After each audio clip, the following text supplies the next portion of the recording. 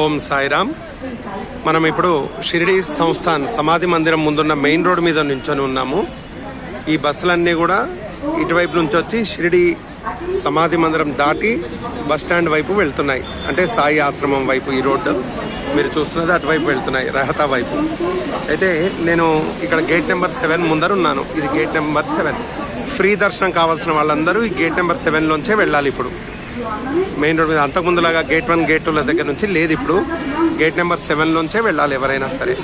Paid దర్శనం వాళ్ళందరూ ఈ పక్కన ముందరకు పోతే గేట్ నెంబర్ 6 నుంచి వెళ్ళాలి. పెయిడ్ దర్శనం వాళ్ళందరూ గేట్ నెంబర్ 6 లోపలికి వెళ్ళి మీరు ఆన్లైన్ బుక్ చేసుకున్నా పర్వాలేదు. ఆన్లైన్లో లేకపోతే కనుక 200 రూపీస్ ఇచ్చి అప్పటికప్పుడు మన ఐడి కార్డు ఒకటి చూపిస్తే చాలు. 10 మంది ఉన్నా సరే ఒక ఐడి కార్డు మనం చూపించేసి మిగతా వాళ్ళందరిది ఇవ్వకపోయినా పర్వాలేదు. గేట్ నెంబర్ 6 మనకు పెయిడ్ దర్శనం 200 రూపీస్ టికెట్.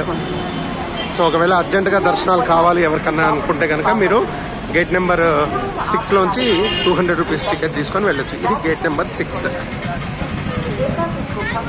ఇది పెయిడ్ దర్శన్, మెయిన్ రోడ్ మీదే ఉన్నాము. ఇది gate number 6 paid Darshan, paid pass. ఇక లోపల నుంచి నడిపిస్తున్నారు. ఇప్పుడు మొత్తం మన మోడీ స్టార్ట్ చేశారు కదా, ఆ లోపల నుంచి మెట్లెక్కి పైకెక్కి అంతకుముందు ఉన్న గేట్ నెంబర్ 1 పై నుంచి ఆ వంతెనలాగా ఉంది దాని నుంచి దాటి అంతకుముందు ఉన్న క్యూ లైన్స్లోకి తీసుకెళ్తున్నారు.